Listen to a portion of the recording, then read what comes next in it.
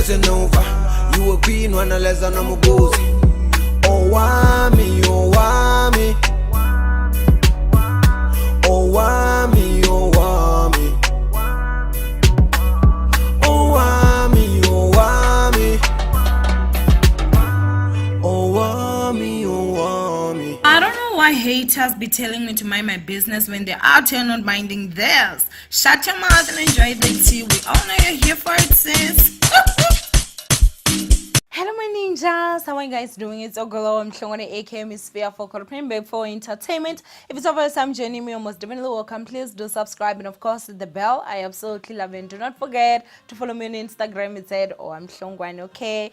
Now yes, my ninjas, we do have a visitor right over there as Zibek.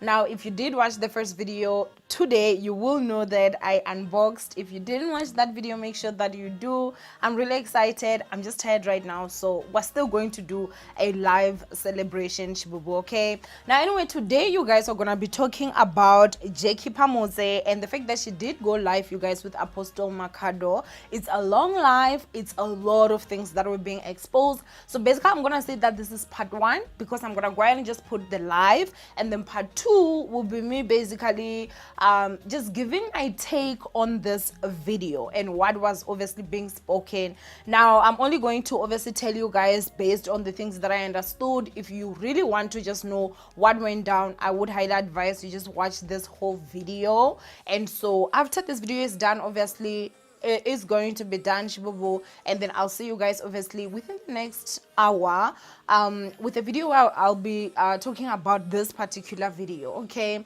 So they are obviously talking about, like, you know, church cults and God, dead people being washed in water, like Shibubu. And we just watch this, and I'll see you guys in my next upload. Mwah. Bye, ninjas. Hi everyone, my name is Phamotse. Thank you for joining us. I'm going to be speaking to Pastor Makhado. Welcome everybody. Welcome everybody. I'm going to give everybody a second so that I'm also able to see the guest. I'm waiting for Pastor Makhado. Welcome everybody. Welcome, welcome, welcome, welcome. Welcome, welcome, welcome. If Pastor Makhado is already here, please send a request so that I'm able to see you. Welcome everybody. Welcome, welcome, welcome.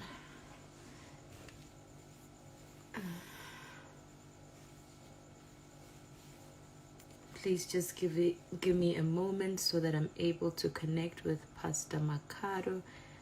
There we go.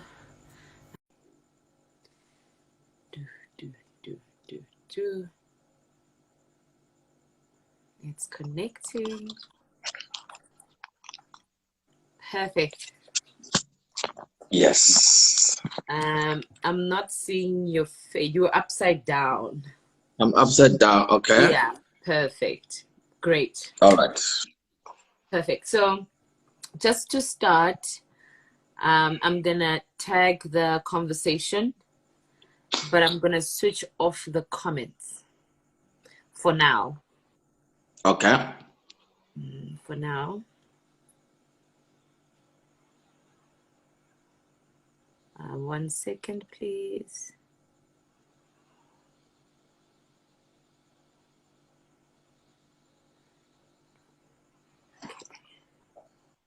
Pin. Okay. All right. Phew. All right. Oh, I don't know. I feel like I've got goosebumps.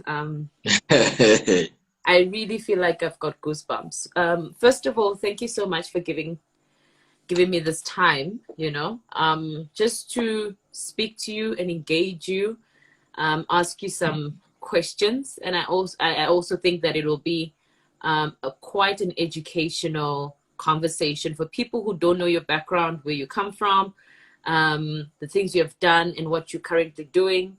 And tonight's topic is the dangers of cults in churches, right? Then Yes. we will have our conversation, and then we will open the comment section so that we see the live feeds or the live questions, and then I will read them to you, and then you will just answer as they ask, right? Okay. So the reason why I decided to have this live is for this pure fact. I'm a writer, and I research a lot when it comes to these kind of topics. I wrote a book called The Hockey Club, where I was speaking about the secret society, how it works, how to spot it. And I wrote it in such a manner that it was a novel more than an autobiography or a memoir, simply because I didn't want to reveal names, which is now the part where I'm going to politely ask you that in this conversation, can we not name names? Because of legal implications, and also protecting the rights of those people, just their right to privacy. However, you're more than welcome to state your story as it is, as honest as it is. I would like it to be a comfortable and open conversation. I'm gonna ask you the hardest of questions, because I did go through your book. It's called Church Mafia. I did go through it. I made some notes, and you've got another book called Initiated by the Spiritual Father, right? Yes, that's correct. That's one. That's the one. So I wanted this live to sort of give us a clear understanding of what really happens in churches when it comes to cults and Satanism. Other people have different terminologies for it, or they would like to reference a difference depending on what race they are, what country they are in, what nationality. So they've got different reference points or terminologies for it. But I'd like us to stick to cults, the word cults, and Satanism, right? So, Okay. Pastor Makhado, Ndawendo. how was your day? Let's start there, because I've seen you in the news every single day. You were on Power FM last night. You were doing the CRL Human Commission, right? Yes, that's correct. Yeah, and you were doing other things in the media. So today, how was your day? Wow, thank you so much, JK, for giving me this opportunity. My day was so great. I had to meet one of South Africa's best authors, JK Phamotse, today. So she made my day, and that's why I'm saying my day was great. You're so kind. Thank you. My day was Thank you so much. Fantastic. Yes. Okay, let's get right into the gist of things. So your story is heart-wrenching. Just please give us a breakdown of how you grew up. Were you a Christian? Were you not a Christian? Did you understand anything about Christianity before you started the church? Okay. My full names are Makhado Sintumule Ramabulana. I thought that you will say I should swear. Yesterday when I was at the CRL, before you can do anything, they say you should swear so that you are in a position where you speak the truth. So I believe maybe you should. I've got my Bible. Maybe you should, because I want you to really tell the truth. So I've got my Christian Bible. I will swear to speak the truth and ask you questions that are honest and from the depth of my heart.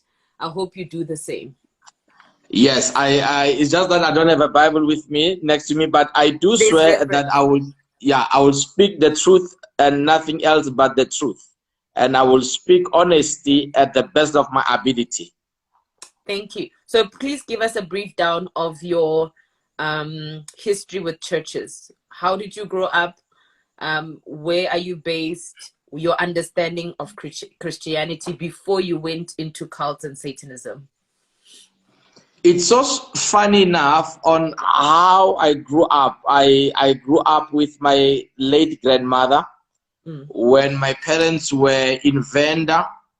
I was raised in Sishiro. My late grandmother, she was a Mamsebelete. She was a prophetess in a church that was called St. John Church. So I grew up from that background where a lot of people, they will flock to her house to come and collect bottles of water, which were meant to heal them. And I will witness people coming to her with chickens, and she will kill these chickens, and they will take a bath with water mixed with chicken and some muti, or what they call siwasho, some ingredients, spiritual products.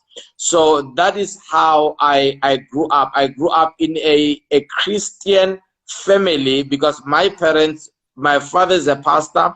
So I grew up from that setting, and also I had an encounter with spiritualism practiced by my grandmother by that time. The reason why I differentiate the two as Christian and spiritualism, it is because of, in my father's side, I had to go to church, I had to use the Bible to pray. But what I saw through the practice of my grandmother was something else. Even if they used the practice, showed that it is not just Christianity, but it is spiritualism, because they had to speak with angels, they had to speak with demons that were troubling people. So growing up from that environment at a very young age, I was very inquisitive. I wanted to know what is happening here. And I remember one day I narrated the story of what I have experienced when one lady came to my grandmother for a spiritual bath, because of she believed that things were not going all right in her life. So she came for a spiritual bath, and I witnessed the whole process. Where my grandfather took the chicken, slaughtered it, made some prayer with some candles there. Then I was taken out of the bathroom, and the woman, she was there bathing, talking, and I was by the door during that time. You know, as an author, or if you have a gift of writing, your memory is sharp. You see things as they were, and you can remember them as they were. So when I wrote my book, the first book called Church Mafia, I started from a point where I experienced those practices where people, they will talk as they are bathing, talking. It is like they speak that whatever their wishes, they speak their wishes out. So it is not prayer, because prayer, it is not speaking your wish out. Prayer is communicating with God. But the moment you start to speak wishes out, it's more of incantation. You are repeating things, you are sending words into the universe. And by repeating those things, you want to see the manifestation of those energy in those words. So this person was taking a bath in a room that had water. That's another energy, or it's another energy that we see. And also a candle that was on, it's fire. We see another element there. And as she was busy talking in the midst of those two elements, you should understand that spiritualism or witchcraft, they use elements for them to have more power. So this person was doing this in a church setting, because she came to a prophetess so that a prophetess can do some work upon her for her to experience breakthrough. But when I grew up and I joined the occult, I started to realize that a lot of churches are using the very same elements that are used to manipulate, to control, have been used in the church. So I grew up, and when I narrated this to my mother decided and said, we are taking our child to come and grow in a good and a Christian environment. That was the time they took me away from my grandmother, and I stayed with them. And staying with them, I had to attend all night prayers. Staying with them, I had to learn how to pray. So the moment I was full-time with my parents, I started going to the Sunday school. I started attending a youth. As I grew up in a Christian family, I believe that whatever that you ask of God, through prayer, God will answer you. So at the age of 5, I remember the age of 5, I had an open vision where I saw a figure of a person pouring something like oil on my head. And when I explained that to my father, he said that is a sign to show that you are called. Now, they said if there is a calling upon your life, the calling will grow and everybody will witness the calling upon your life. And times when I was a teenager, I was not just like any other teenager.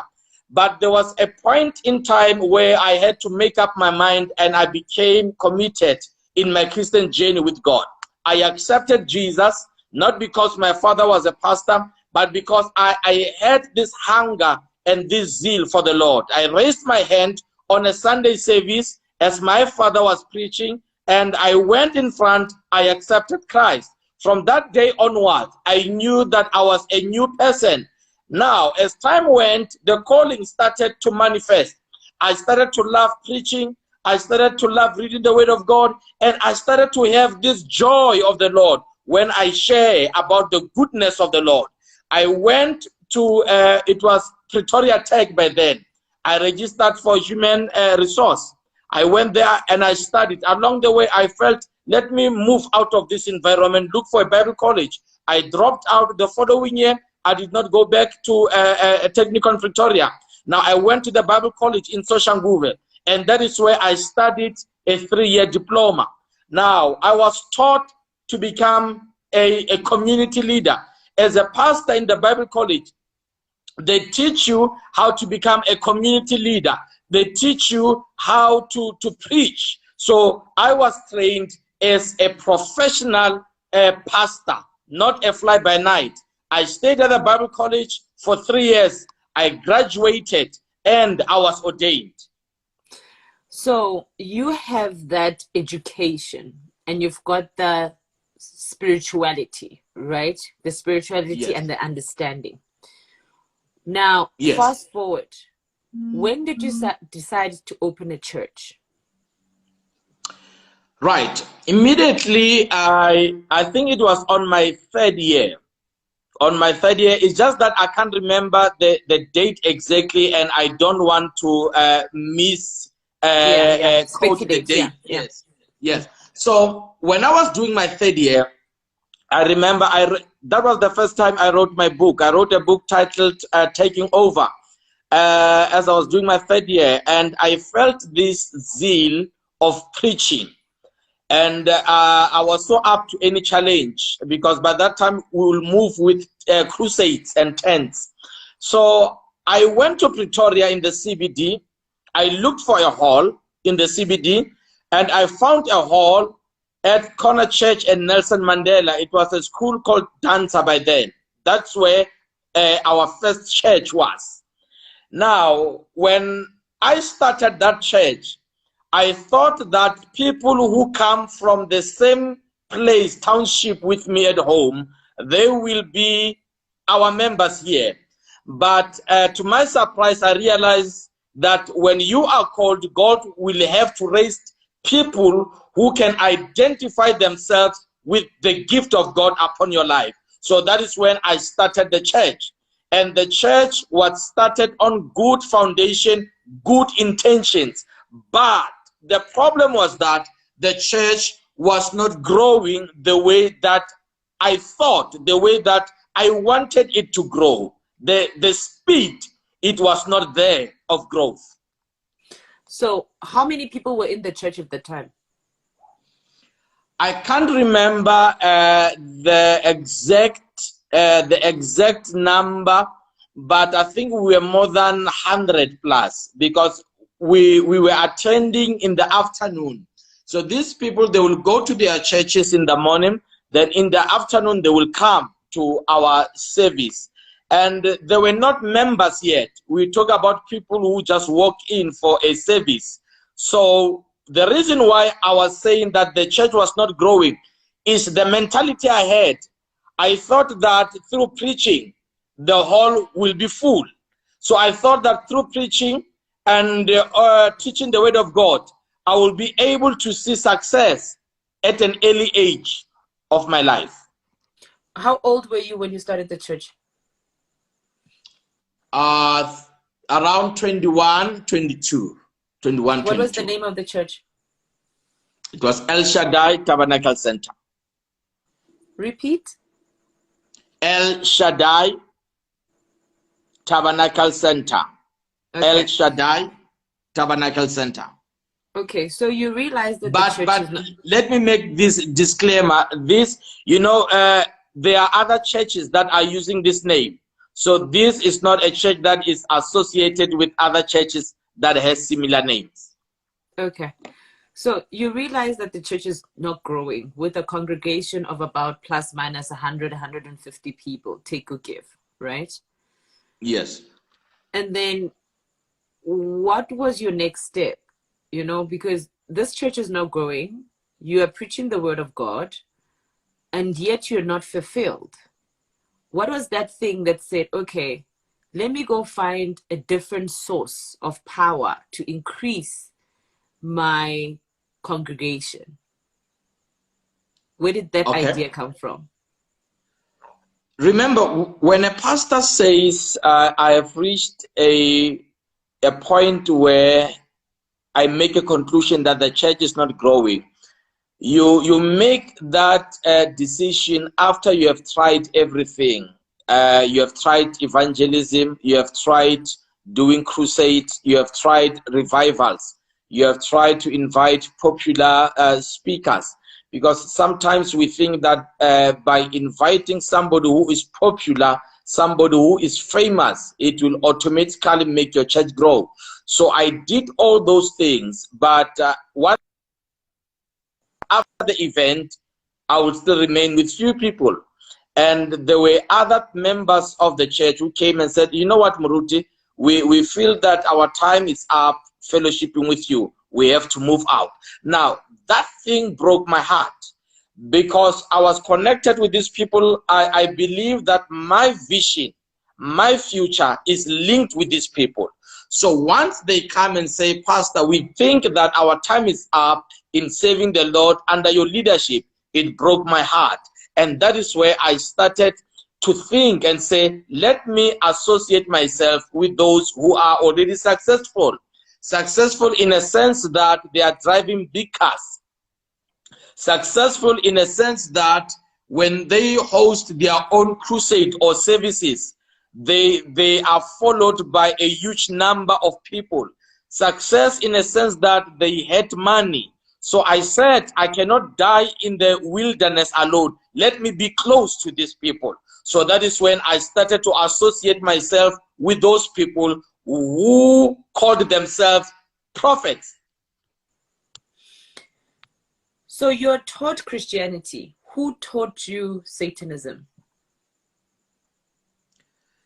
So the things that you were able to practice now in the church to sort of lure people in, who indoctrinated you into that? Because now you're associated with these powerful people by perception. Now, yes. Where did you go exactly? Like, who did you go to and say, this is my struggle, this is what I want from your presence? Who did you go to? I went to those who portrayed the life that I was longing for. I saw them living my life and I was close to them. Then as I was close to them, I disclosed and said, I need to be like you. I need this power. We used to call it impartation, where you believe that somebody with their own hand, they can lay their hands on you and you will automatically have a particular spiritual gift. So I spoke to them. And when I spoke to them, they told me that what you are looking for, you cannot find it here. We have to take you to Nigeria for you to be initiated. They told me that after, remember, these people, they don't just open up. You have to build a relationship with them. And by building a relationship, you have to be close to them, and you have to show loyalty to them before they can open up their other side of life. What type of loyalty is that?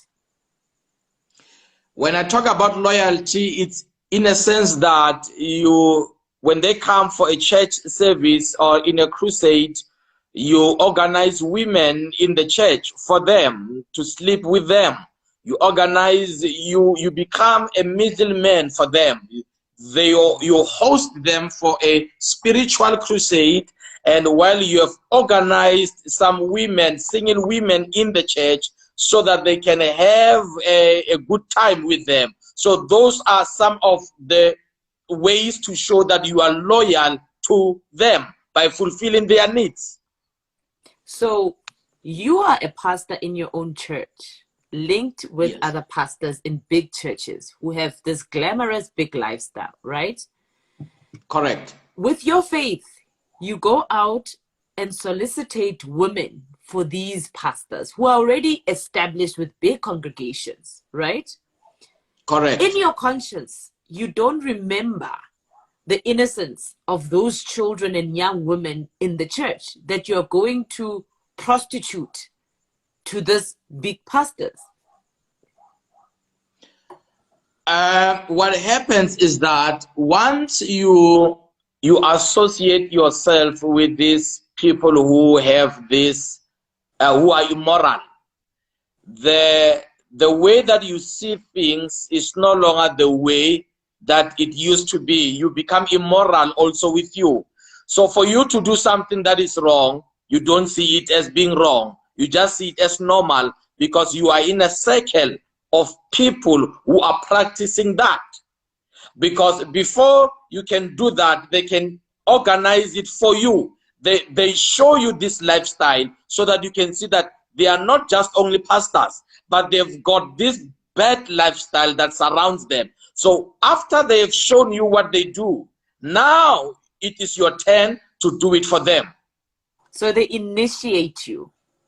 Yes, ma'am. Because I'm trying to really understand so that we get to the bottom of things, right? Yes, sorry. Did they now give you a specific age group of, okay, we want 16-year-old, 19-year-old, 20-year-olds? Is there a specific body type is that they want? How do they say, I want that specific girl? How does that conversation happen? Like, because they show you what they want, right? So when they ask of you to go collect these girls, what is the conversation? Because everybody has their own fetishes and they have their own body type, and what do they say to you that will make you understand what type of girl they will want? In my experience, they don't describe. They don't sit down and give you a description of the kind of a girl that they look for. They target women who avail themselves to them. When a guest speaker is invited in a particular place, you find that there are women who shows interest to that particular person. So that is how they were able to take advantage from those particular people, whether it's young ladies, whether it's older ladies. So that's how the ball could roll. Okay, that makes sense. So now you are in this social class with these people, right? You have given them what they want in terms of the girls and the lifestyle in the background, right? And they trust you. Yes. Now going to Nigeria, who takes you there and how and with what finance? Are you taking money from the church? That is donations and umtelelo, or what do you call it? Offering. Do you take the offering money that is given to the church every Sunday to fly out to Nigeria?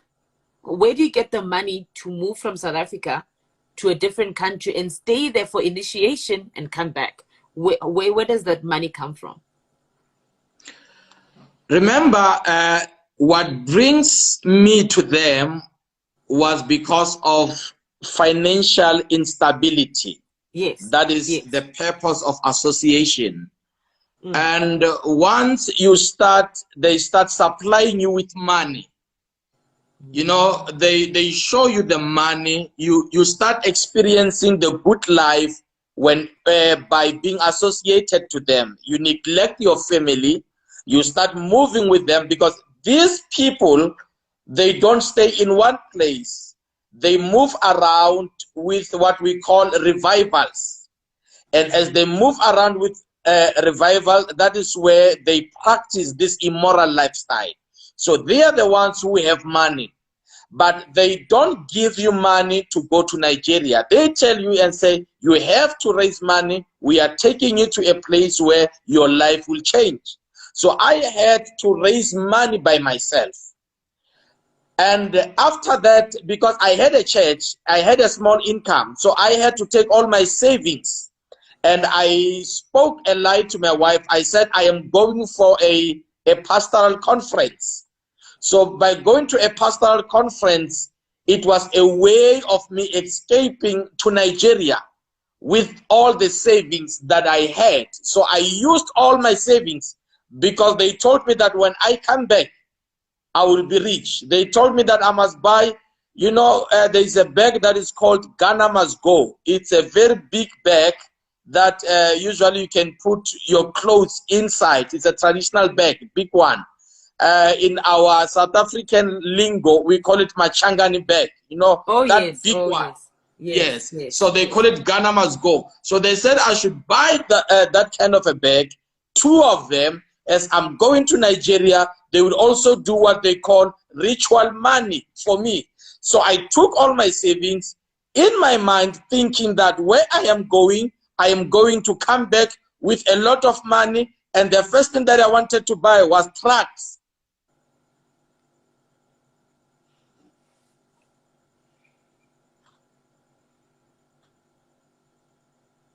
Are you still there?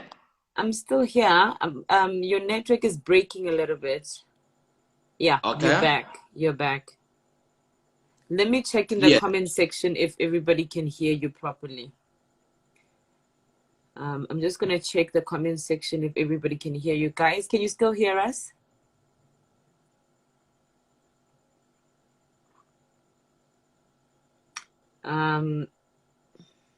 Okay, Koki says they can still hear you. Okay. Okay, you may continue. Yes, so I took all the savings and I went to this place in Nigeria.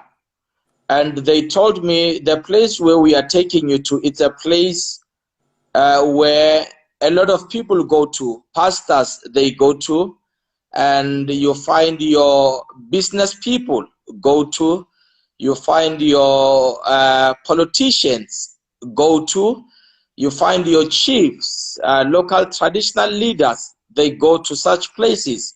So they said that is a place where a lot of leaders, if you are a leader, musicians, they go to those places. Celebrities, they go to those places for only one purpose: power, fame, and control. So that is why they said, we are taking you to the place. We are not going to give you something to use and you go to South Africa. We are taking you to a place where you become a member of a secret society. Okay, let's recap. They initiate you in South Africa in terms of lifestyle, right?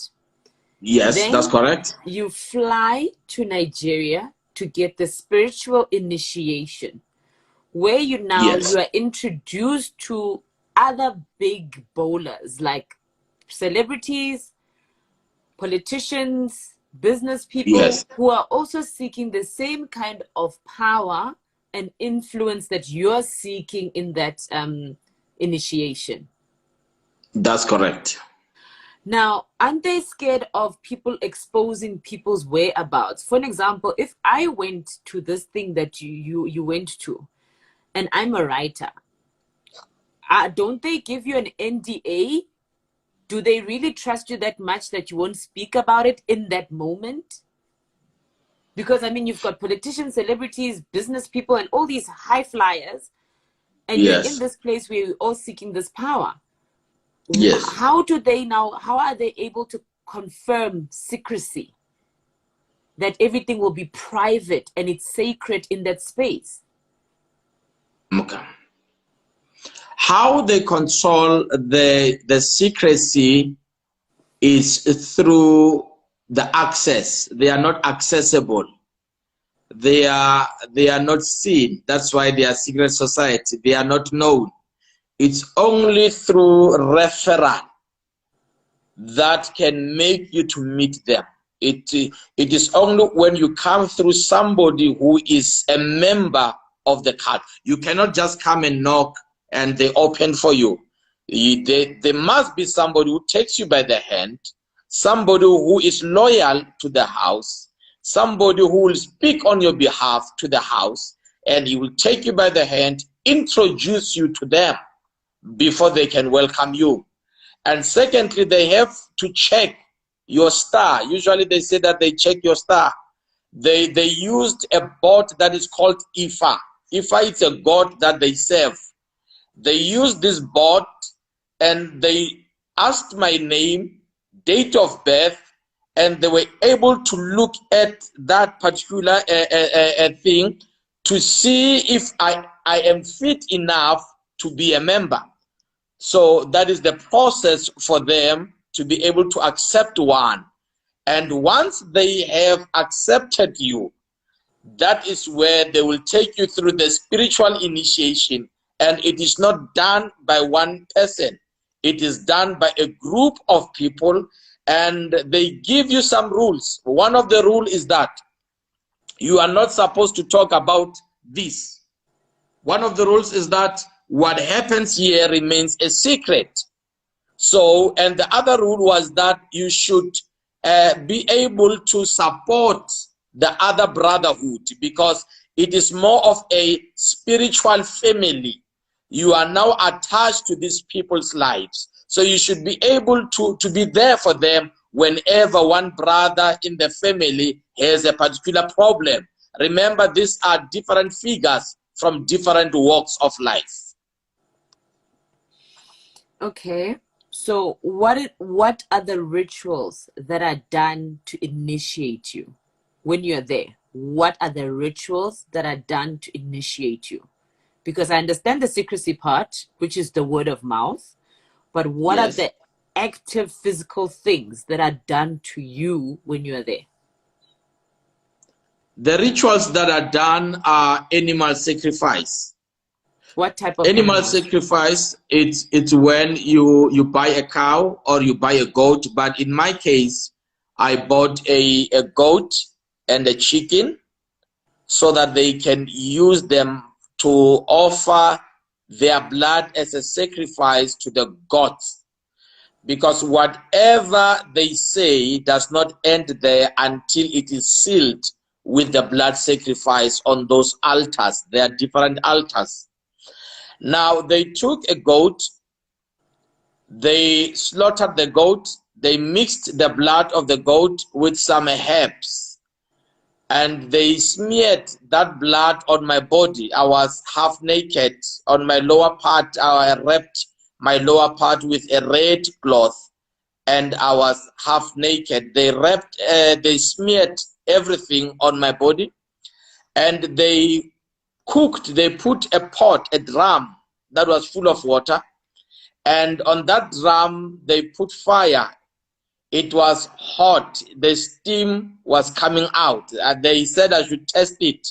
From then they took me and they put me inside that drum, because it was a huge drum. A person can get inside.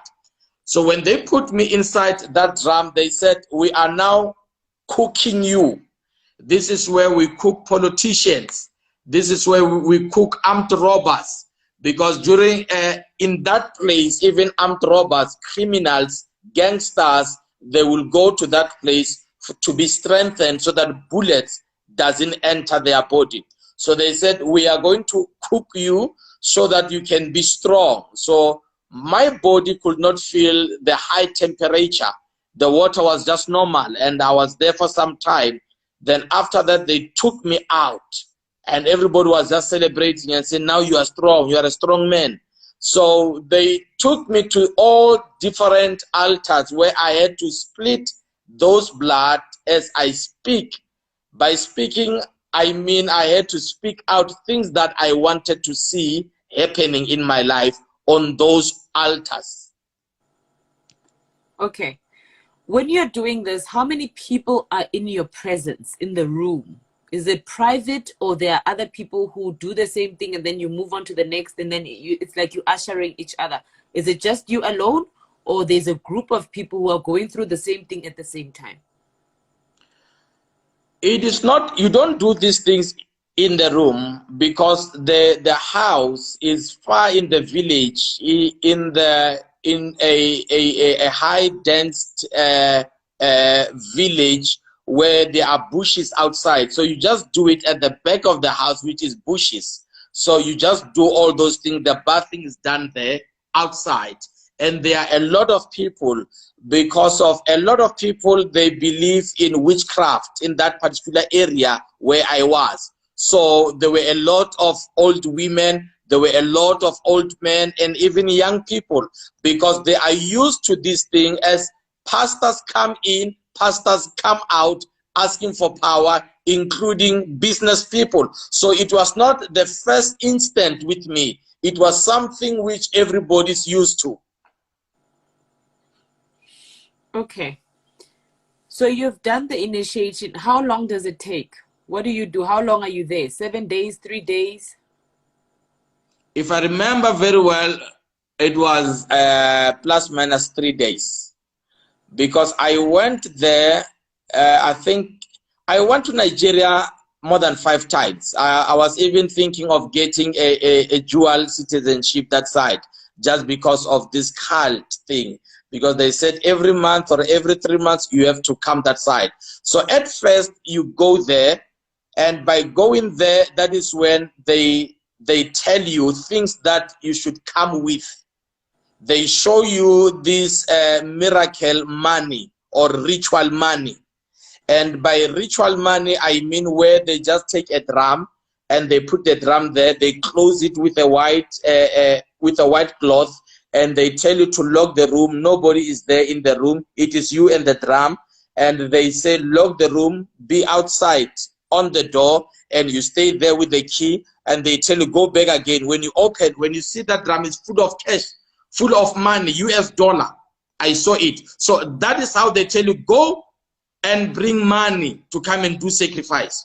Because of the money to buy this power, you can't afford. But go and bring money so that you can do the sacrifice and make the ancestors happy. So on the initiation days, I think I stayed for about 3 days in that house compound. Are you eating? Are you sleeping? What are you guys doing throughout the day? Throughout the day, we eat. I mean, I was meant to buy a goat. So the meat from the goat is the one that they slaughter. We eat. And after eating, we'll wait for other cult members to come, because every cult member has to be there. They have to make a circle. You have to be at the center of the circle. Each one should release their blessing upon you. You have to wait for all these cult leaders. Some are owning saloons, some are owning businesses. So you have to wait for them to move out of their business to come and be part of the ceremony. Okay, so you are initiated, you come back to South Africa the first time, you feel strong, you feel like, okay, things are going to go great with the church. What are the things that you had to do when you arrived at the church in terms of sacrifices and altars? What did you put on your altar? Did you have to go pray now at night consistently? Did you have to now bath with this water? What animals did you use? Because there's a part where you speak about a pig or an animal that you sort of bury in the area where the church is, and it sort of rots, and when it rots, there are maggots that come out, and then that is a sign that more people will come. Can you just explain the process of now you introducing these spirits that you got in a different country to this new church, when now South Africans are supposed to come and worship in that space that you have put these, that you have sort of gathered these spirits from another place and you have put them in this church. Now, what is the process there? When I came back, they gave me several powers, several things to use. One of them, as you have said, it was the head of a pig. They asked me a question and said, where you are you the leader of the church? As in, are you the founder of the church? Are you a decision maker in the church? Then I told them, yes, this is an independent ministry. I started this church. So they were able to give me something that I should bury there. And that thing that they gave me is the head of a pig that will work, number one, on attracting crowd. As it decays, the worms that comes out of it will be the number of people who will be attracted to your church. So I buried it there. I had to bury it in the midnight at night, and I had to speak to it. And by speaking is declaring my wishes upon the grave where I have buried this head of a pig. Now what happened is that after I did that, I went home. I had to take a bath. You know, you take a bath outside, not inside the house, but outside where water should just move away. You just sprinkle yourself with that water. Water must just run. Now, I took a bath. It was on a Saturday. I took a bath. I slept. I went to church the following day. I could not see the result that immediate. But as time went on, I think around a month or two, that is where I started to see things happening. A lot of people were coming, flocking to church. People, they will testify and say, I come 50 kilometers away from your place. I just came. I felt something pulling me to this church. So I knew that people were attracted by what was buried inside. And they said this was just a test. Once I like what they have buried in the church, then they will go to an upgrade. These people, they don't just give you the full power. They start with you with something small. Once you agree with it, then that is where you keep on upgrading. Okay, so they gave you this power and you've got this pig that you have sort of planted in the garden behind the church, somewhere in the area where the church is, right? It's planted inside the church, not in the churchyard, inside where in Christians the building, worship. inside, it should be planted inside. Yes, where people worship, where people sing songs to God, where they lift their hands up. It should be planted right inside there.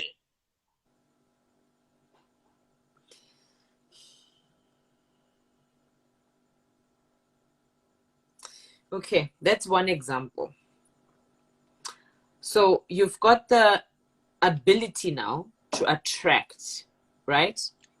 Yes. But now in terms of your body, what are you feeding your body? Because I get it, to maintain this thing, are you having sex with young people? Are you not having sex at all? Are you using muti at this present time? How often are you using it? What things are you doing in the process leading up to these moments where now there's a lot of people coming to visit? There's a lot of what's happening to you physically that makes you want to feed this thing that you have brought, or this muti that you have brought? Like, I want to know the physical process, because with the other guys, I get it, for them it's entertainment. What are your requirements when you are busy with this thing?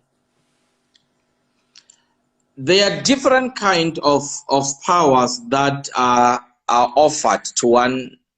You choose which one you want to use. There are people who can choose their body as a sacrifice. Like if you choose that you won't be able to have intercourse with a woman. And there are people who choose a body sacrifice that they won't sleep with women, but they will sleep with the same sex. That's what they do. They are not homosexual, but they do this as a ritual because they have chosen their body as an instrument of sacrifice. And there are people who choose their body as a sacrifice, that they will sleep with young people, virgins. Others, they choose a body sacrifice that they will sleep with young people, molesting young people. So I did not choose that, because the house where I went, they used the blood sacrifice. There are others, they choose how many years they will live, and they hold on. Here, what do you mean others choose how many years they will live? How do you choose life, like the time frame of life? How do you choose that? You know what happened? That ritual, they explained to me, and they said, if you want to take this one, you can take it. Now I asked them, how does it happen?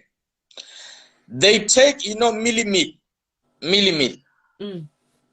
and they throw it down, and they take a chicken to come and eat. If a chicken can eat the number of what the chicken will eat there, it will be the number of the years you will live. But you will be extremely successful. You will be too much rich. But you will also know that you are living on a borrowed time, because you will know, once you come out there, you come out knowing how many years that you will live in this world. Because of they put millimil and a chicken, you know that a chicken can eat the whole day as it goes down. But this kind of a chicken can pick about 20 or can pick about 5, then it stops eating. Then they sacrifice that chicken. Then after sacrificing that chicken, they cook it. Then you have to eat and finish without breaking the bones of that chicken. You eat the flesh without breaking any bones, and they will take muti. You eat the chicken mixed with muti, but you don't break bones, you don't chow the bones. They will take those bones and bury it somewhere in that premises, the traditional doctor's place, the occultic house place. That is where your grave is, because of you have acquired a spirit to give you wealth, but it will give you wealth on a particular borrowed time. So there's also the one that I chose, the one for blood sacrifice. Okay, hold on. I just want to understand this specific one. I'm going to come to yours now because I really want clarity. Okay, this chicken eats, and let's say it eats 4 times. Is that 40 years or 4 years? It's 4 years. It's 4 years from the day it starts eating. So from that moment, you start counting your time. From that moment, they give you the powers. The full initiation is done. You know that you've got 4 years to live. In that 4 years, you will become extremely wealthy and powerful, right? Is that what you're saying? Yes. In whatever field of business or whatever industry you are in, right? Anything you touch is successful. Okay. Yes. So this now brings me to this question, and I know I'm digressing a little bit, but I just want to understand this concept of time. You are given those years, you live the way you want to live. What rules and regulations do they give you? Because you've got 4 years, for an example, to live. What must happen in that time? What are the rules for that time? Once they've given you the 4 years, you live it in anyhow that you want. Personally, if you want to do business, you can do business. But along that 4 years, you should be able to sacrifice, not only sacrificing by killing people, but sacrificing by destroying people or taking people's stars away or somebody's luck away. Through intercourse, you should have a lot of, and you don't just sleep with anybody. You want people who are bright, people who've got a good, how can I put it? Aura. You want aura. People you have a good aura. yeah, aura. Yes. You want those kind of people. So those are the people that you should make sure that you keep on sleeping with them. And by sleeping with them, you'll be destroying their life and you'll remain more powerful for that 4 years. So that is the source of maintaining the power. Is that the only way they maintain the power with sleeping? Is it really the only way? Can they choose a different way? The different way, it will be doing the sacrifice, the blood sacrifice, where you have to make sure that you appease these gods by slaughtering. And the blood also grows. But along the way, as you know that demons are attracted to where sin is. Even if you do the blood sacrifice, you still find yourself cheating in your family. You still find yourself having affairs. But those are not affairs for sacrifices. Those are just affairs because you are immoral now. You have allowed sin to control your life. But the ones that are more of a sacrifice, the sexual sacrifice, it is when you find one man sleeping with about 7 people in one day without any relationship with those people. You can call it a one-night stand, where they do it once and they are gone. They're finished with you. But now this does not also take away, but please correct me, because I'm learning, yes. Right? Does now, okay, for an example, when a powerful person has 4 girlfriends and he's sleeping with those 4 girlfriends, regardless of the time, the place, and they just have multiple, in their spirit, they know they're sacrificing who, right? Because sometimes they fall in love with the one girl, right? But in their spirit, they know that there are 2 or 3 or 4 who are initial sacrifices, right? Yes. Okay, let me explain.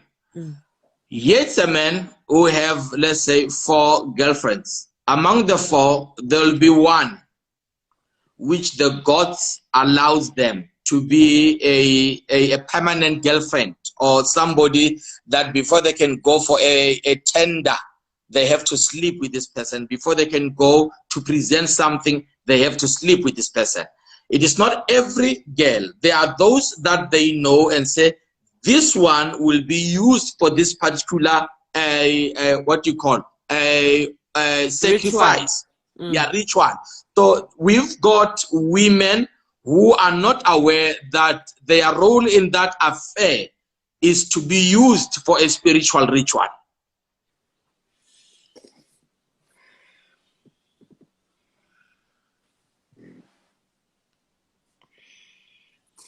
Okay, I'm going to come back to this topic because my hair is rising.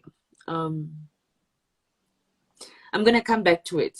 What was the spiritual power or the spiritual demon did you choose? Because other people are choosing sleeping, other people are sleeping with... Oh, one more question before we digress, actually. Is there a ritual or a sacrifice where you need to now sleep with animals, like a process of bestiality, where maybe you sleep with a dog, a cat, a snake, a what?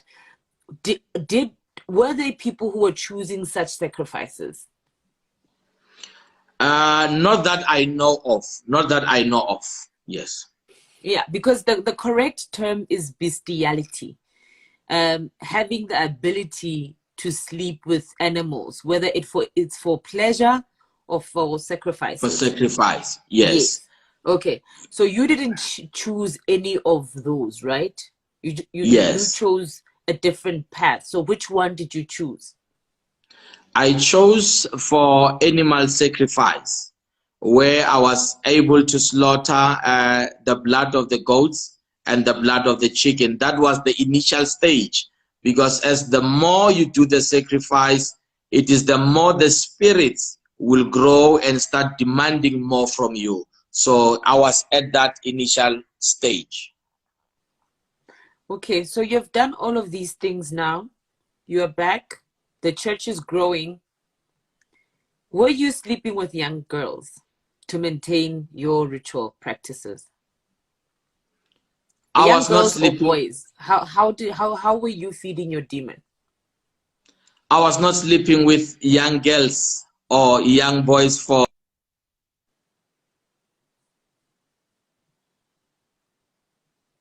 You're breaking.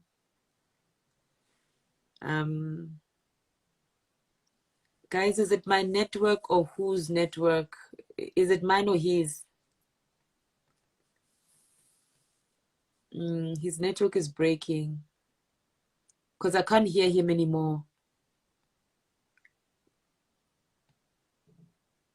I can't hear him anymore. His network is breaking.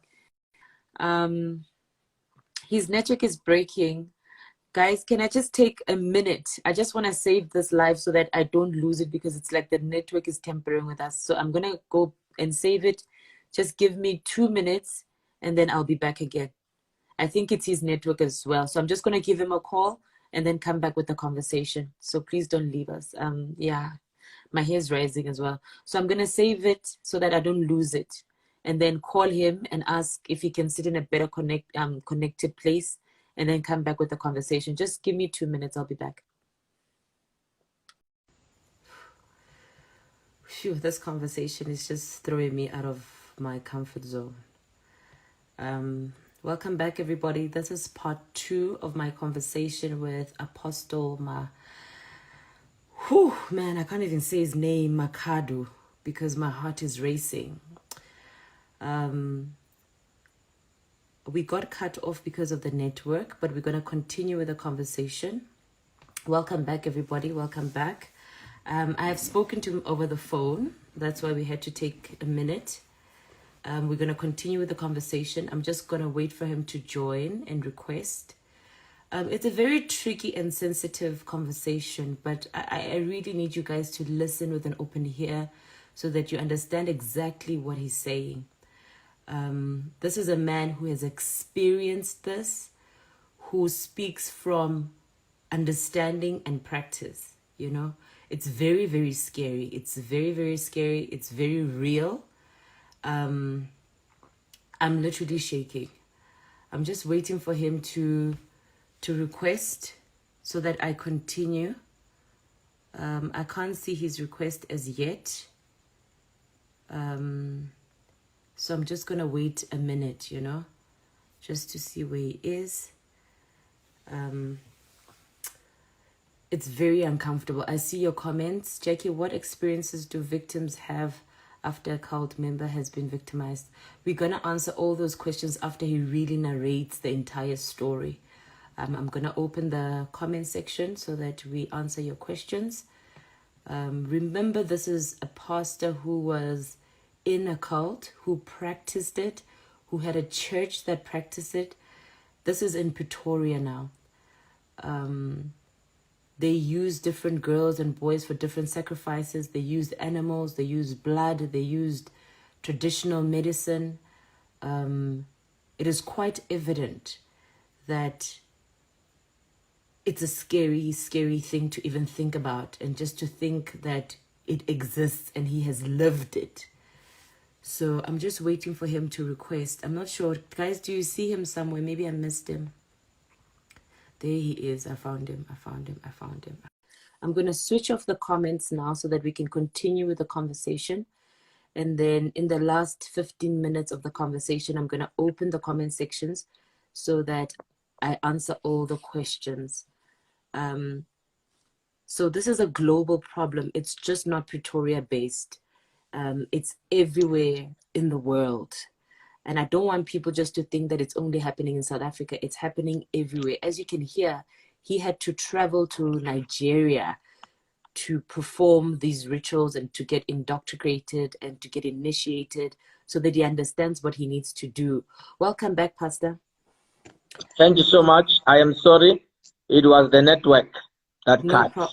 No problem. So my question is, because I couldn't hear you properly in the last conversation, my question is, was there a time where you were requested by these spirits or these cult leaders to have sexual interactions with young people, young or old people of any race, to feed this demon that you were already initiated into? Was there a time that happened?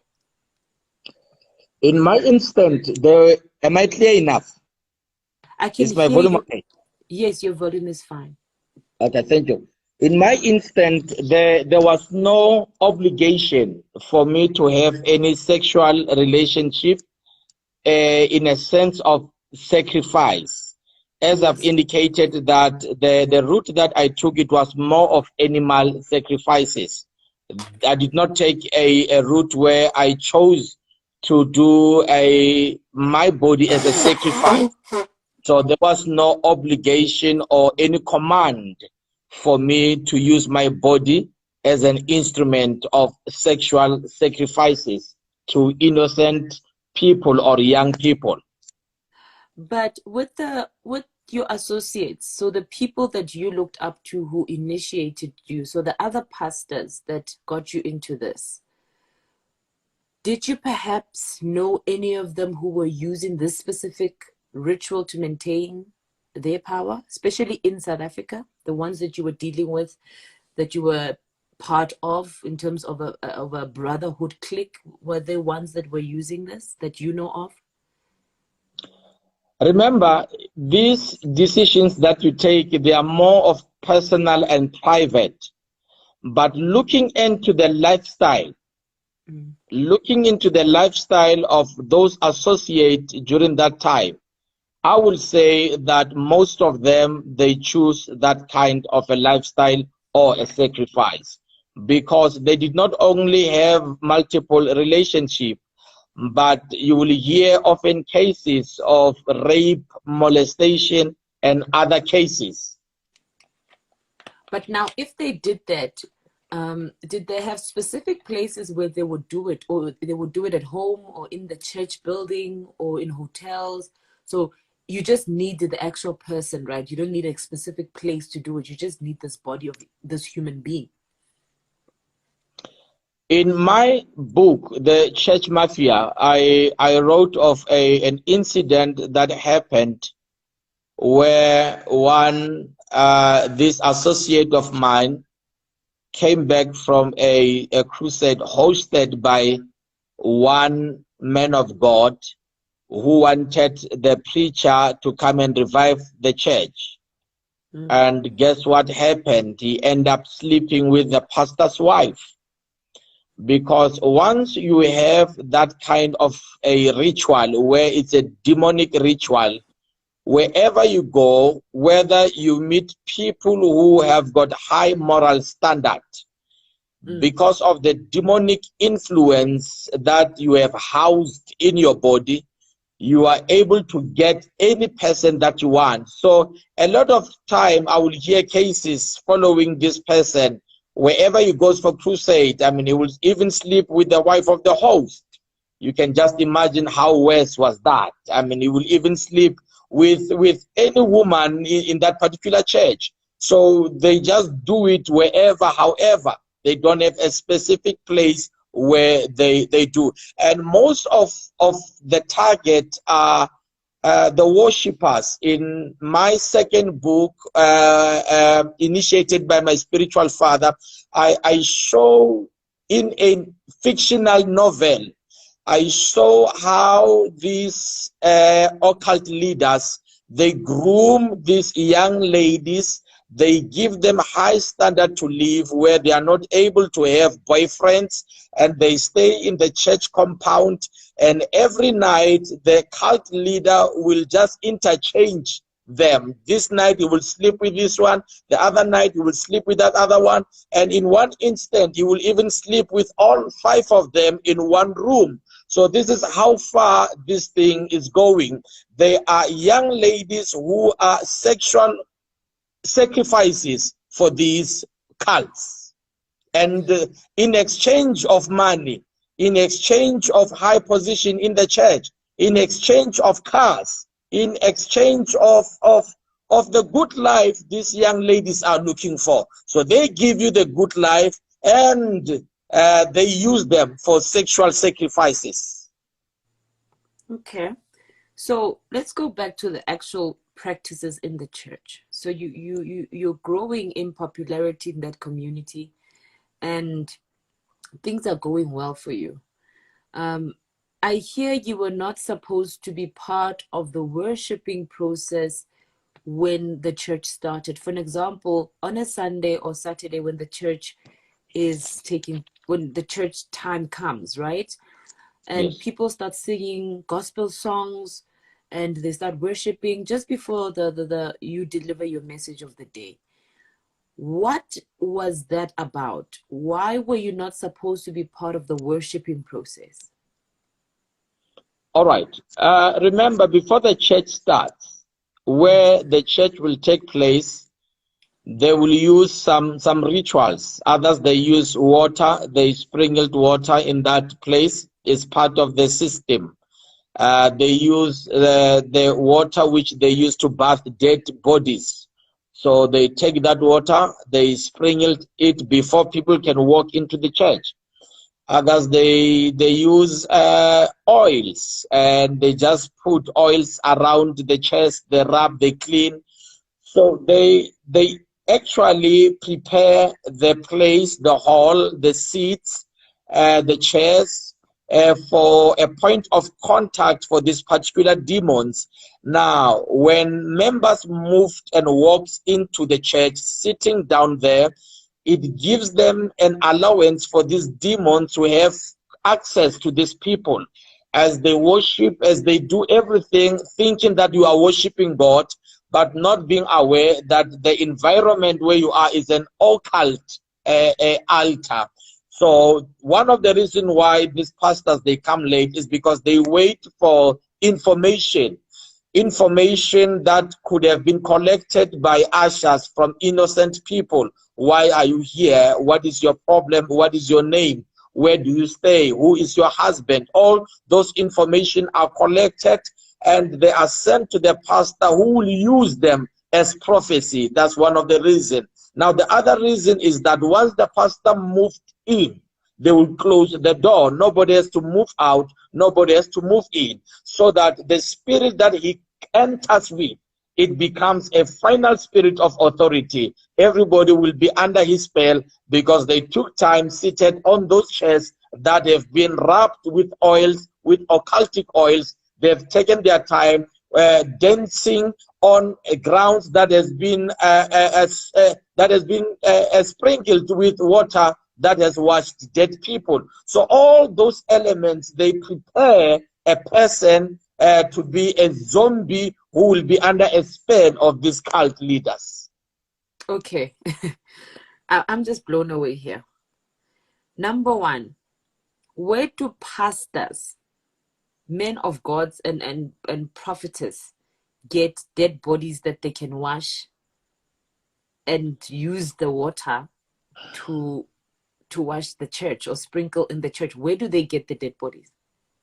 Is it Ask mortuaries? yourself a question: why a lot of churches, they own mortuary or mocks? Just ask Mock yourself. businesses, yeah. Yeah, because once your church starts to grow, you have to own that business. It looks as a business, but you know that you are using it for occultic reasons. It is not every person. I want this to be clear. It is not every person who is into that business doing wrong things. There are those who are doing it for only spiritual purposes.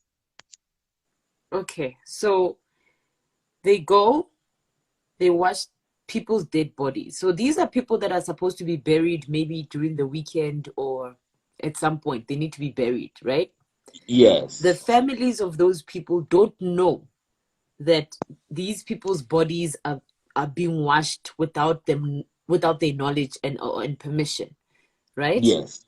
Yes. Then they take the remains of that. Is there a possibility that they might also take body parts and use them without the families knowing that body parts are missing from those bodies? There is that possibility, but I have never come across that instant. I've never come across that experience. But I think there is that possibility, because if you remember very well, at some point some years ago, there was an incident where some people died in the church, and they stayed there for some time because they wanted the decay to happen. You don't just do things like normal people. You do things by instruction.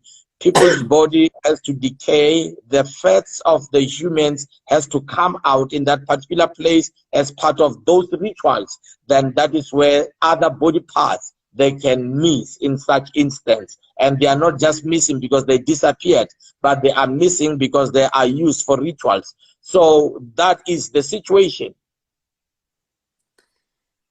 Man. Okay. Granted. People's bodies are being used with water and other medicinal herbs, right? Yes. They watch the church, they sprinkle things in the church, most probably outside in the gardens, those who have big churches that have yards. So they put stuff in the yard, right? Yes. So that when you step in, you step into this devil's altar, basically. Yes. Right? Yes.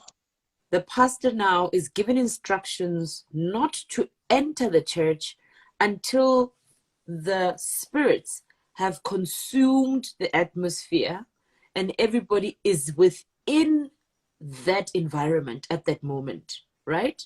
That's correct. Then when the time has come, he comes in as if he is a god, right? That's correct. In yes. a sense, Yahweh, he's got bodyguards, he's got these people that walk with him that could potentially be other demons that are with him. Yes. He comes in at a specific time and stands in front of everybody and delivers a godly message using the Bible scripture that we use as Christians to deliver satanic messages without people realizing it. Is that what you're saying? That's correct. And just to add on that, part of that entourage that works with the pastor, some of them, they are not Christians. Some of them, they are deep traditional doctors. Some of them, they are these ones that we know as Dr. Mama, Professor, whosoever that we see in our cities. So those are some of the entourage that surrounds this man with intention to protect him. That is why he can tell you that I am untouchable. It is not because of he is born powerful. It is because of the close associate that is moving with him. He has got traditional doctors, personal traditional doctor that moves with him. So, yeah, that's just mind-blowing when I see associations, you know, because I think and I analyze people all the time. Why are you associated with this one? What is it in for you? You know, I see a lot of celebrities associated with politicians, celebrities associated with traditional doctors. Not that anything is wrong, nothing is wrong, but I personally question the relationship and the increase of those relationships where you see now everybody has this personal sangoma that moves with them everywhere. Whether they're being initiated or not, and guys, please don't get me wrong, I'm not saying all of them, and I'm not saying it's wrong. I'm just saying my analysis of what's happening in the world currently is these powerful associations happening right in front of our eyes without us understanding the cracks of the relationship. And yes, I understand also that everybody's friendships and relationships are sacred and private and we don't need to know. But in just my analysis from what you're saying right now, it makes me question these relationships that you see a business person with a great portfolio, you know, is in mining or is in corporate or it's in media, and you see this politician clinging to this person who has no business interests. They don't have the same workspaces. You see them together all of a sudden, and then in the bridge of that, you see the sangoma being used as an anchor of this relationship. You know, you see young people being used in their entertainment spaces, where there are house parties, there are picnics, whatever, you can call it all white or whatever. But you see the top hierarchy of these people. You see the powerful politician, the business person, the celebrity, and other associates that carry these people in these environmental spaces. You know, that's just my analysis when I look at the social lifestyle of people and how these things are sort of intertwined, so that we don't become suspicious, we don't ask questions, we don't see the source of the power in extreme fame, in extreme political power, in extreme business power. We don't see the source. So what you're saying right now, for me as a writer and a researcher, it's mind-blowing, because I see all these relationships online. You know, I see them when we go to restaurants, I see them when we're in public spaces, that how this person is so young, this one is so old, but they bond. There's something unique and different about their bond. And please get me, I'm not saying all of them. People have reasons why they have friends. It's not all of them. It's just my analysis that there's the growing culture of power, and how these power dynamics link up, and we only see it portrayed as friendships online, because that's where we are, that's where we see the pictures. But what you're saying right now just freaks me out as a human being. And that was, You know? and this is what is happening. This is the reality that we are faced with. You see top and influential people who are very close associated to cult leaders. I mean, you ask yourself a question where a person who's supposed to be a pastor, who frequent traditional houses for spiritual consultation, and they don't have a problem with that because of they fall under one house. Remember the brotherhood. The brotherhood principle says in whatever space you are in, you should be able to embrace your own brother in the other space, because you might be a pastor in your space, but you are to associate with a traditional doctor who belongs into the brotherhood as well. So that association has something that is more stronger than what the eye can see. Okay. Whew. Okay. And okay. I'm just reminded of something. In case of singers, you will find them even mentioning the name of these traditional doctors in their song.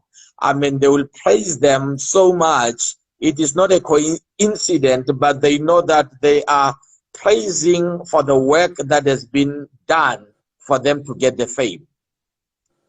Yeah, because what I also, this is now a global issue where you see in music videos and movies the signs and the symbolisms, and us as young people, we just sing along to songs. You just sing, vulgate. Not that I'm saying vulgate has there's any spiritual connotations, but I'm just saying, you know, you sing along to songs, but you don't know what you're praising. You don't know what you're saying. You don't know what you're declaring. You know, you don't know what that song means to the person who wrote it when they were worshiping whatever they were worshiping. That's true. You understand? So that's why I say we need to be more conscious. What do words mean? What are those affirmations? What are those symbolisms? The things that we see on our screens. What do those signs mean? Those numbers that are always repeated on people, you know, the logos. What does that logo mean? What does it represent?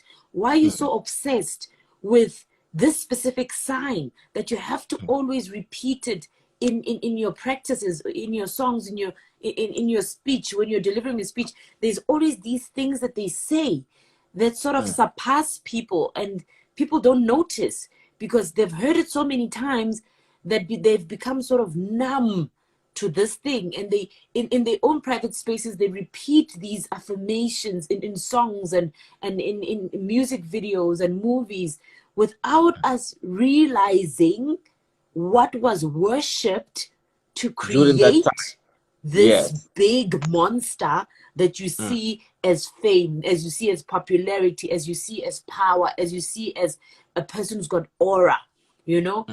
It fascinates me and also scares me that our young people don't research, they don't listen properly, they don't engage, they don't ask questions, they receive and store to a point where somebody remembers lyrics subconsciously without hesitation, but they don't see the affirmation of cultism in those words, because we don't know the source of where these things come from all of a sudden, you know.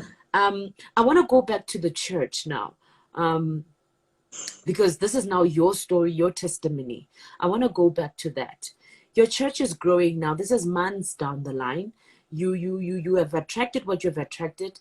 In terms of material things, what are the things that you got out of the cult itself? Cars, money. How were you spending what you were receiving in that moment, and how was that influencing the message that you were preaching in church? Because you've got people who are hopeful, you know, who are seeking motivation, who are seeking inspiration in the church, who are seeking deliverance, and they see this man who now has these things. What message are you teaching at that time when you are practicing these satanic practices in the church using the Bible? The kind of things that I acquired during that time, I did not acquire the cars, I did not acquire the luxury houses. It was more of money that I had to send back to the occult, because of they told me that the money that I should make in my consultation or during the crusades or any service, it should be the money that I should send back to them, so that they will be able to increase the kind of power they have given me. Remember, once you go there, they give you a high amount that you are able that you should pay, and you will go out promising them that you will pay that huge amount by installment. So once you start seeing things happening, you should take all the little money that you have, you send it back to them before you can start making money for yourself. So in that state, I was still beginning and sending money to them, and also moving to other countries searching for more power. But now you speaking of repayments, commission-based payments, borderline money laundering in the church, because you getting money from whatever source, right? Moving it to a different country to gain your power. Is that what you're saying? Yes, I will get money from wherever source that I will acquire money from, and I will send money as a gift. By that time, it was not more of money laundering. It was more of a continuous gift that one has to give to the house that was situated in Nigeria, the occultic house. Okay. I'm getting there. I'm getting to understand.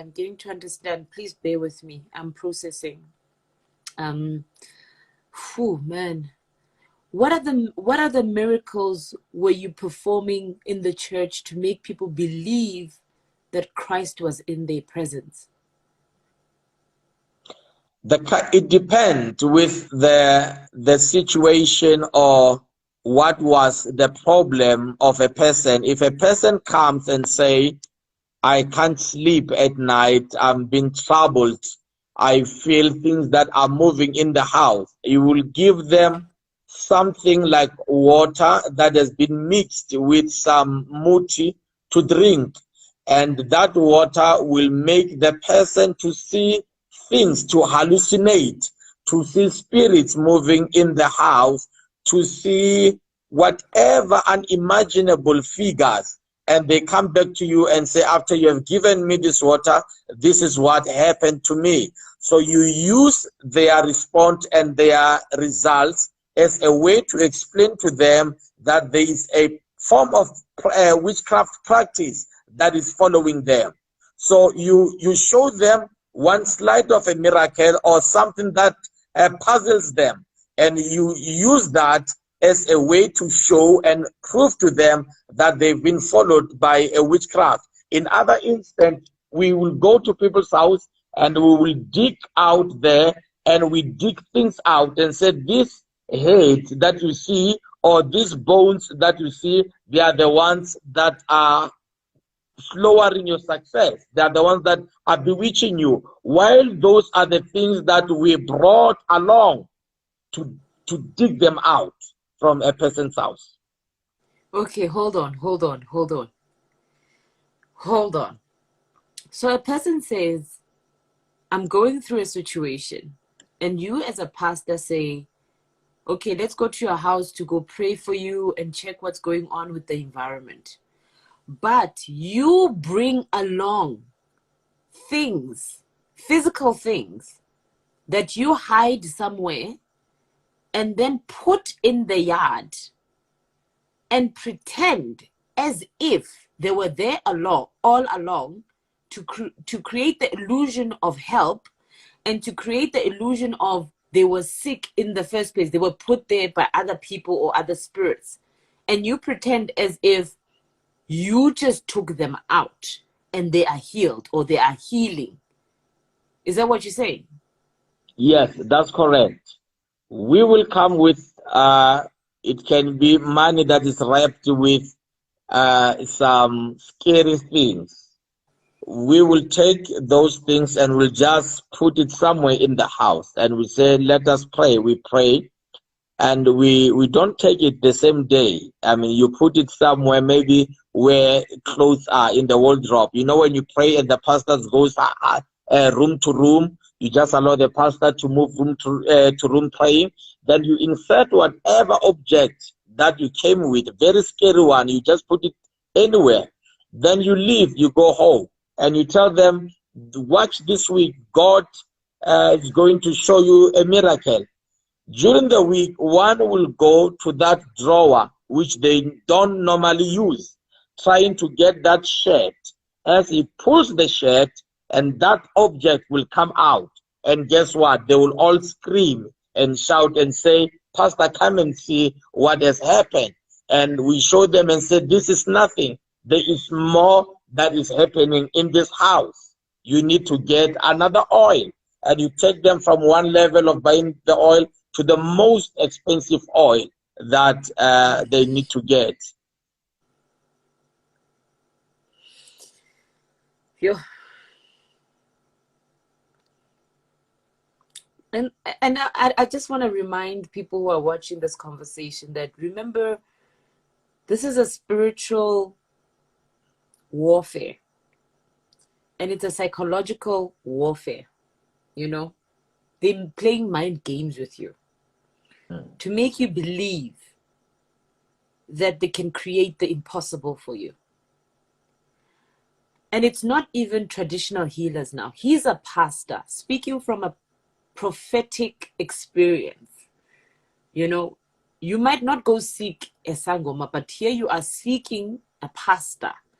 A pastor then uses traditional medicine to influence your outcome and influence your belief system. And he puts things in your yard when you're not even watching. You're thinking he's here to pray, and he's using holy water just to increase his influence, to increase his business, because you're buying one cheap one and then you go into the extreme. From buying something that's 50 Rand, you're going to go buy something that's 15,000 Rand. That's correct. Yo, man. Okay, let's move on. So these things are happening, right? You're still married at this time. What does your wife say? Because we see wives, they go to church with the pastor, everything looks perfect.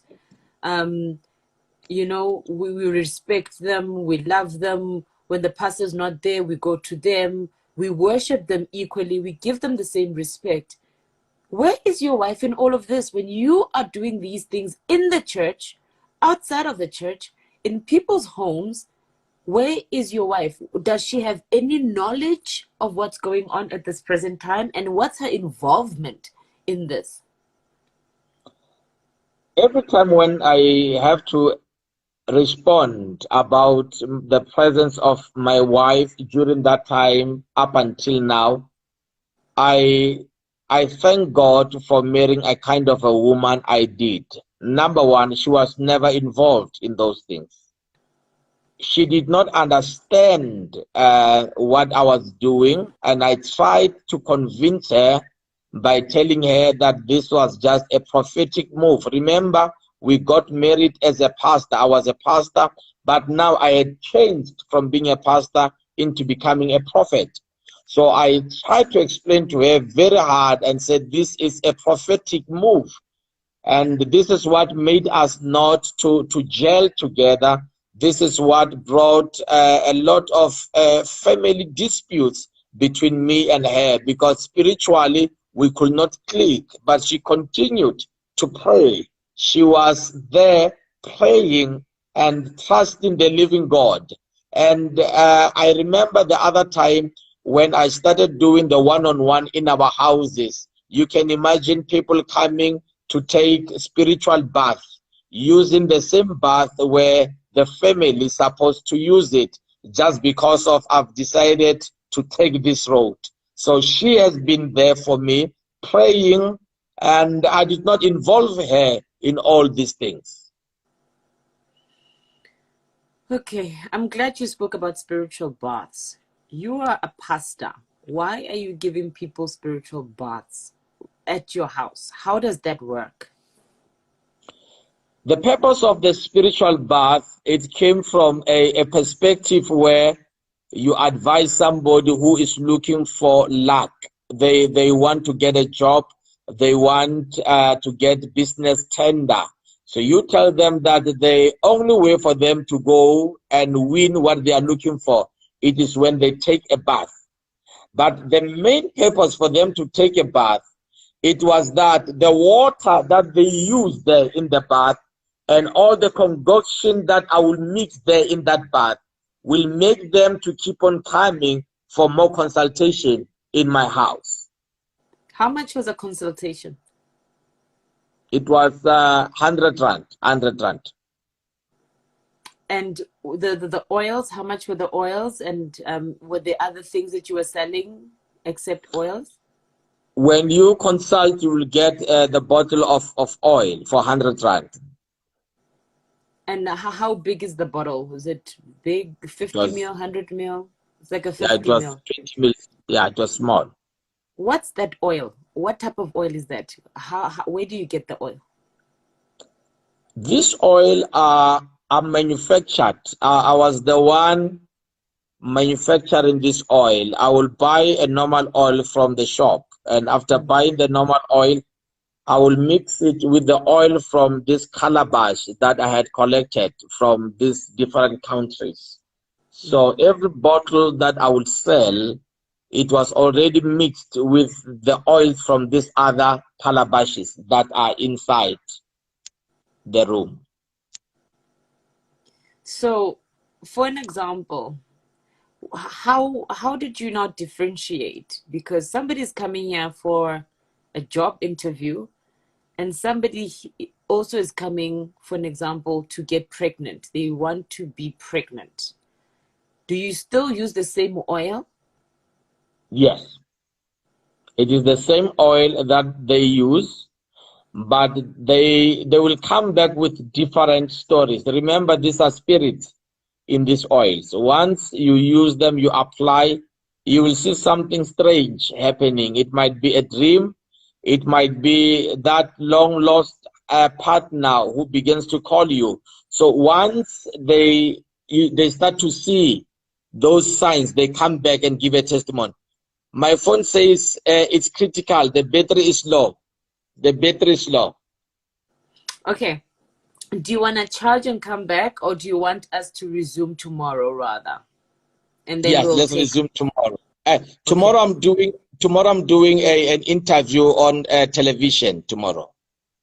Okay. When do you think you want to come back? Because we have not even answered the questions at the bottom.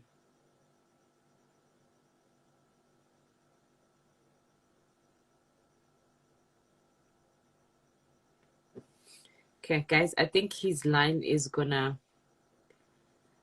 yeah.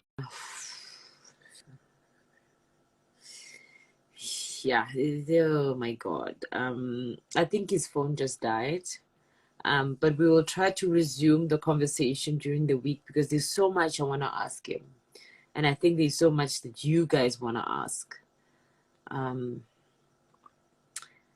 I just can't believe what's happening in these churches. You know, we are sold a lie. You're there to praise God and seek the Lord. But you've got these things that are happening right underneath our noses and we don't even know, you know. It's a tricky one because I can't even answer the questions on his behalf. I wanted him to answer all your questions.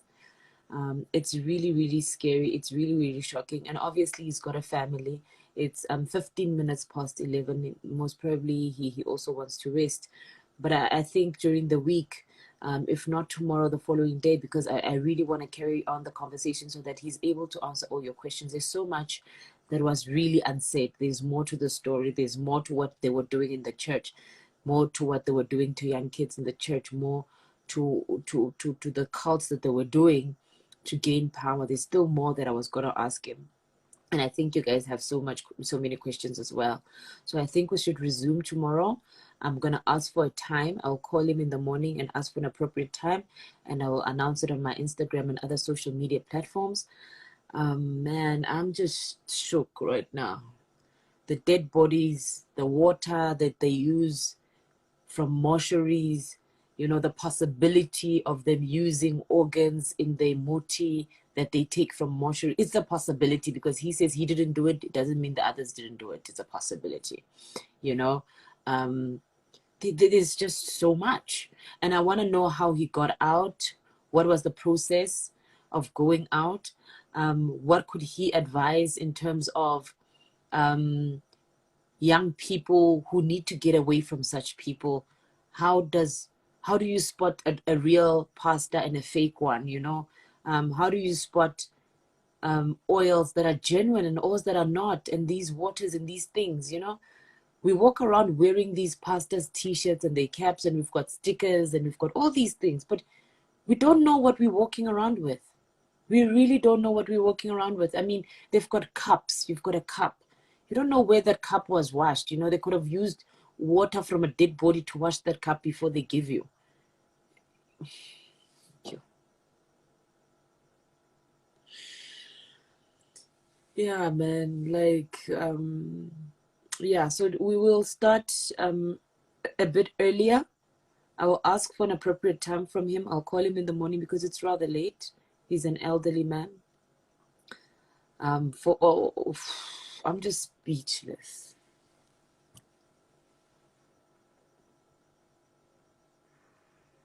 Yeah, there's a lot. There's really a lot that we still need to unpack. I'm not satisfied. I'm really not satisfied. There's a lot we need to unpack. But I promise you guys, I'll make sure that it happens tomorrow or the following day. I'll give you the relevant information. Shout out to Owami. I see you in the comment sections and the ninjas. I see Tuli. I see Bukamoso. I see Usis Ayanda Mboro. Shoo, man, there's a lot. Forever Angela, Pumi. I see you guys. I see you guys. I see your comments. I'm definitely gonna speak to him and finish the conversation, and then I'm gonna bring my sangoma because I need the sangoma to explain these allegations. And I need a strong one, because people are so scared to speak, and they're so fearful. And I do understand the social media is daunting, the media is daunting. There are people who send us death threats on a regular, you know. So for other people, speaking like this is tricky. So I want a Sangoma who will be able to be honest and explain things, from a traditional point of view, from a morality point of view, from a social responsibility point of view, and also from a parent point of view. You know, when these things are happening, as a parent, how do you feel giving somebody muti that will destroy a next person? So there's a lot of things that I really want us to unpack. So I'll finish this conversation with him, and then come back and speak to Isangom. Oh, he's back, guys. Great. Let me find him. Thank you. Thank you. Let me find him. Guys. And then you guys are just sending requests, because now I see all these other requests. Guys, I can't see his name. I'm looking for his name.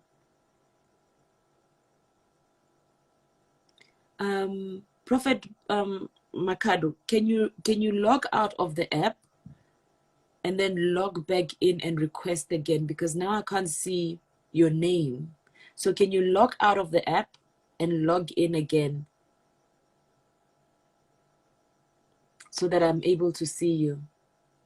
In Jesus' name, he's back. Amen. Amen and amen.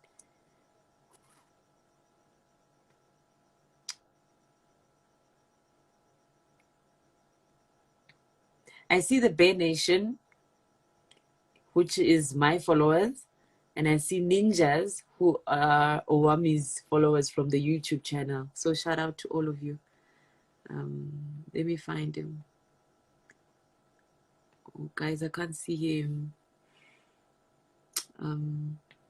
Damn. Guys, can you see him? And guys, please don't get us wrong. We're not saying all pastors and all sangomas and all celebrities and all what. He's speaking from experience, and he's just testifying on what he did.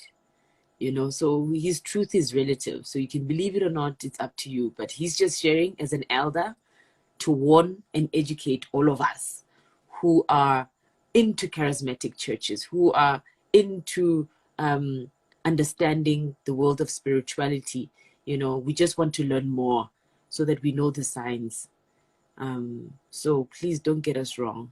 We're not saying people are doing things, but if they are, they are. You know, the truth is it's in the pudding. If the shoe fits, man. If the shoe fits. I'm trying to look for him.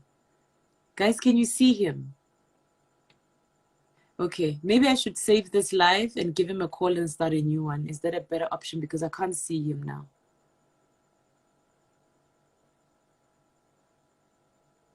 Yeah, I'm going to save this live and give him a call, and then we will come back, because I really can't see him now.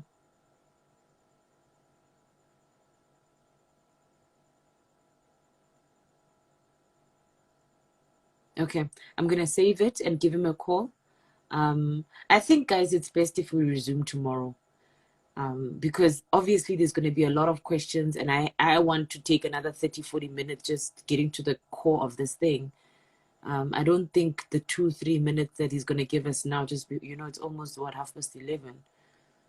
So let's all resume tomorrow. I'm going to save this, and I'll give you a new time for the live to continue. And then next week I'll have a sangoma to come clear out things and explain things. So thank you so much for watching. I'll give you a new time tomorrow. Have a blessed evening. Don't forget to pray. I hope you learned something from this conversation. I see a lot of people are agreeing that we should resume tomorrow. I also feel like we need to resume tomorrow. So good night and God bless.